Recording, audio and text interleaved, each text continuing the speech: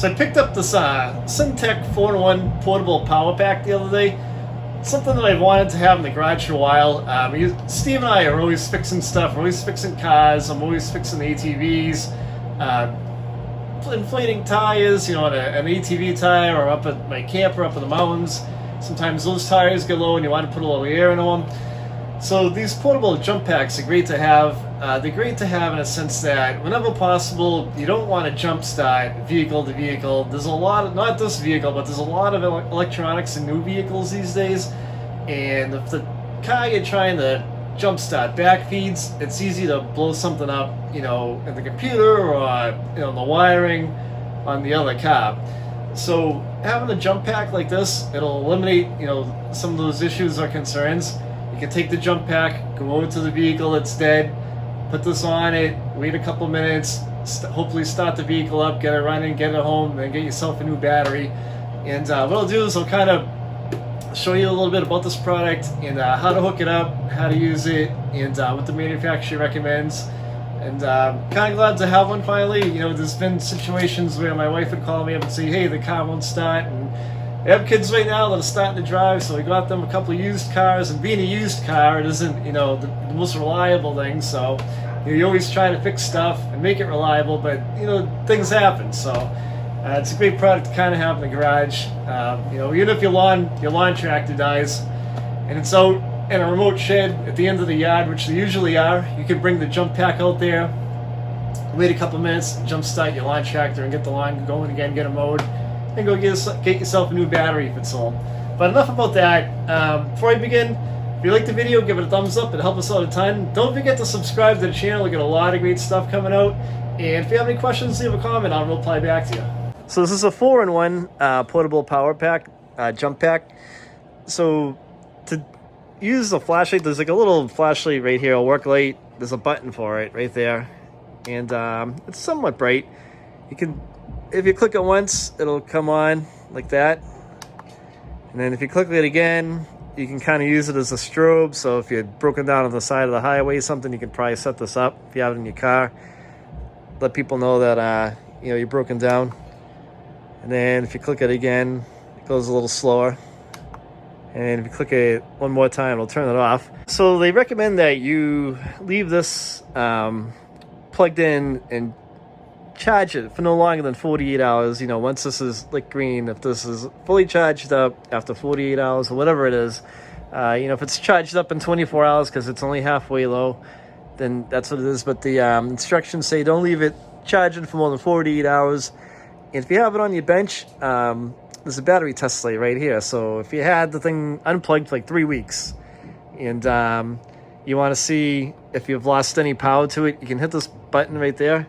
And this is green, so it's got a full charge. You know, it may be yellow or it may be down to the red. And if it is, then you want to throw it on the charger for a little bit to bring it back up to the level that it's supposed to be. So when you plug in the jump pack to charge it, the little lights at the front here will stop blinking. When the jump pack is fully charged, it'll go to a solid green light. The manufacturer's instructions of the Cen-Tech jump pack, they tell you to make sure that it's off, which is you want no power going through it.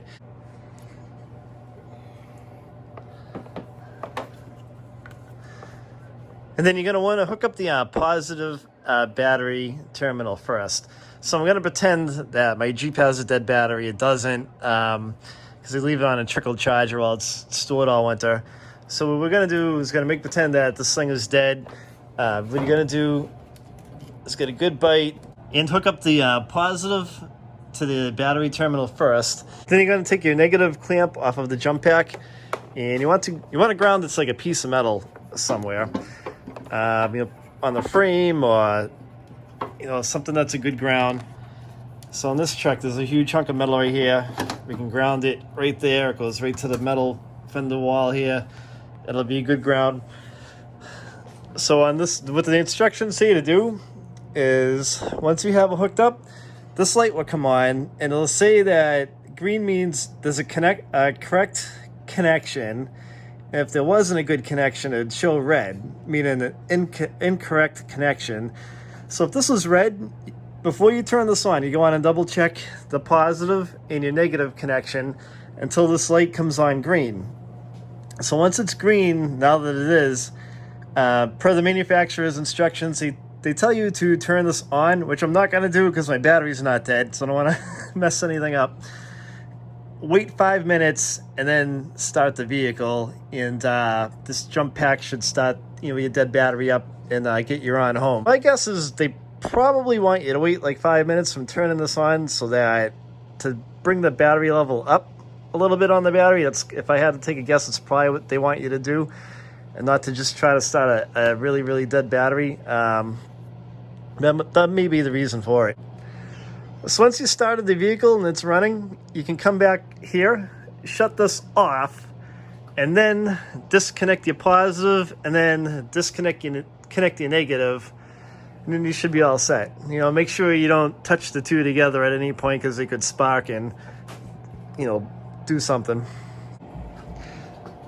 The jump pack also has two DC 12 volt power points. There's one here and one here. So if you had to plug something into it, you could. It also has like a USB connection right there. So if the lights go out in your house or something like that, you have no electricity and your cell phone's gonna die. Just one scenario, you could kind of plug this in. Plug it in like that. So if you just plugged your phone in and you want to charge it, you have to kind of hit that green button, and now you'll see that it's starting to charge. And if you want to shut it off, just kind of do the same and turn it back on. There you go. Now there's power going to your cell phone. The back of this jump pack is an air compressor too, and the air compressor did come with these 3 connections. If you want to fill up like a basketball or a soccer ball or something, there's this needle nose one. There's a couple of cone ones here for probably blowing up like a full pool float, or like a beach ball or something like that, or something that's inflatable that you want to. So this did come with it, and there's a gauge right here to show you how many pounds, how many psi is in the tire. And you know what? Let's go outside and I'll hook this up to the Explorer that we have. I'll show you how to use the air compressor on it, so you can see what to expect. So let's go over to the Explorer that I have. And I hope you guys love me for this, because it's like 30 degrees out. I got a t-shirt on and I'm in New Hampshire. Just to show you how the compressor works. So take that off, and then here's a trap door in the back. This is kind of where the cord is hiding out, hose. So you flip that up like that. And then I'm trying to do this on one hand, and so what you're gonna do is you're gonna put the hose on like that, clamp it down, then you're gonna come over here and hit the compressor, and it should say how many psi is in the tire, and it kind of already does.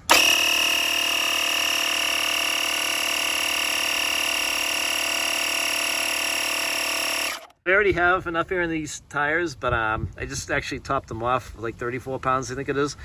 So the Psi gauge is accurate, and it shows where I'm at. So if you had a tire that, we had 10 pounds in it, and you had to go up to like 34, 35 psi, the little needle will move the gauge, and you can see where you're at. It's kind of cool. So when you've done that, you just release it like that, and put your valve stem cap back on. What's great about this too is I'll throw this in the back of my car, because we go four-wheeling with the ATVs, and sometimes I'm not that far from the car. If you ever get a flat and you can fix it with a plug, you can have this in the car, and if somebody needs to go get it for you, they can go get it, get the ATV tire pumped up, and get you out of the woods. I can tell that's happened before, huh?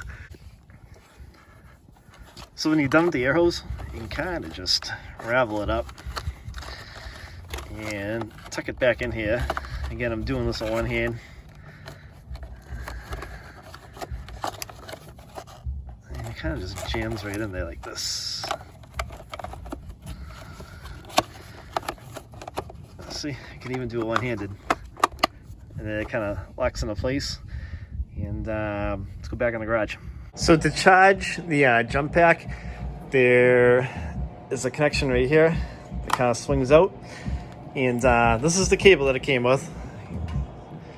Came with the cable, and it's probably, I don't know, 3.5 to 4 feet long. It's not really long, but long enough to plug into something on your workbench, which is where I'm gonna have this after I clean that mess out of there. So I hope you liked the video. What I'll do is I'll put a link to these jump packs in the description of the video.